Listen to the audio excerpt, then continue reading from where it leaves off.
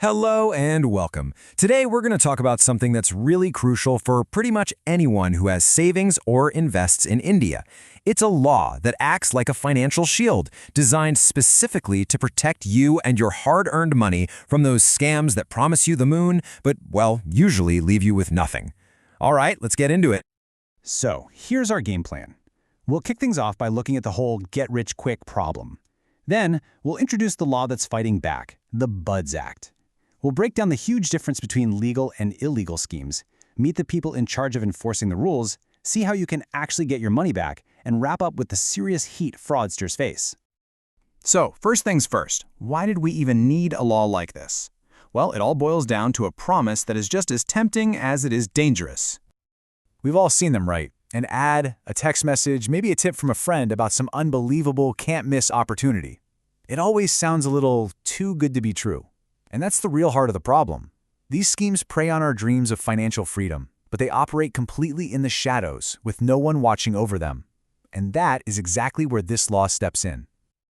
Okay, so what's the official answer to this threat? Let's bring in the hero of our story, the BUDS Act. So, back in 2019, this law came into force, and its goal is crystal clear and incredibly powerful: to completely ban these unregulated deposit schemes. It literally makes it illegal for anyone to promote, run, or even ask you for money for a scheme that isn't officially recognized and supervised by a regulator. It's really designed to be a strong shield for your savings. Now, this brings us to the most important question of all. How on earth do you tell the difference between a legit investment and an illegal trap? Well, luckily for us, the BUDS Act draws a very, very bright line in the sand. The entire strength of this act really comes down to this one simple distinction. It's not trying to judge if an investment is good or bad. Nope. It's all about whether it's playing by the rules and has a referee watching the game. Here's the legal breakdown, but let me make it simple. The law has an official list of approved regulated deposit types. It's called the First Schedule. Any scheme that takes your money but isn't on that list is automatically defined as an unregulated deposit scheme. That means nobody, like the RBI or SEBI, is keeping an eye on it. And if it's not being watched, it's banned. Simple as that.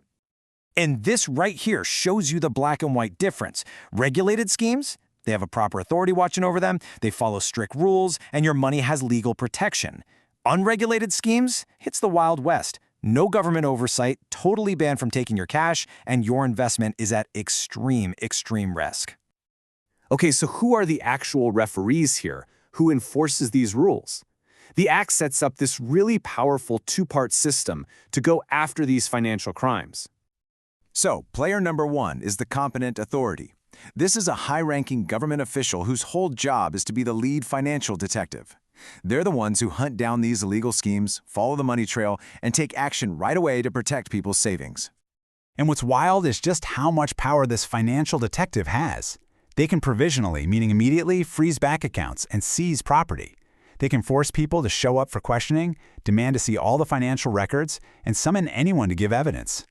These are some serious powers, and they're designed to stop a scam cold before it can hurt more people. Now, once the competent authority builds their case, it goes to the second key player, the designated court. And this isn't just any old court. It's a special court created specifically to handle BUDS Act cases. Its job is to weigh the evidence, make the final call, and crucially, manage the process of getting the money back to the victims. And this brings us to the question that I know is on everyone's mind, especially if you've been a victim. How does this act actually help you get your money back? You know, this might be the most powerful part of the law for victims. It says that when assets are seized from one of these fraudsters, the depositors, that's you, get paid back first. Your claim gets priority over almost everybody else, even the government's claim for taxes. The law puts the victims at the absolute front line. That's huge. So how does this all work in the real world? Well, it's a pretty clear legal path. It starts with a financial detective provisionally freezing all the assets. Then the case goes to the designated court, which can make that freeze permanent. After that, the court orders everything of value, property, cars, whatever, to be sold off. And finally, the money from that sale is distributed fairly among all the people who lost their savings. You know, a law is only as strong as its punishments. So finally, let's take a look at what actually happens to the people who run these illegal schemes. And let me tell you, the BUDS Act has some serious teeth. The consequences for fraudsters are no joke. Just asking for money for one of these schemes can get you up to 5 years in prison. Actually taking deposits, that can be up to 7 years. And for the people who take the money and then fraudulently disappear, they're looking at up to 10 years behind bars with a fine that could be double the money they stole. But the law saves its biggest punch for the repeat offenders. If you get caught once and then you're foolish enough to do it again, the penalty is just staggering. Up to 10 years in prison and a fine that can go as high as 50 crore rupees. The message here could not be clearer. Preying on people's savings is not a crime that pays. So, when you put it all together, you see the BUDS Act isn't just about punishment, it's really about empowerment. It gives you, the depositor, a framework to ask the most critical questions. Is this scheme regulated? Who is the regulator? Because just knowing this shield exists makes you so much better equipped to protect your own money from those promises that, let's be honest, almost always sound too good to be true.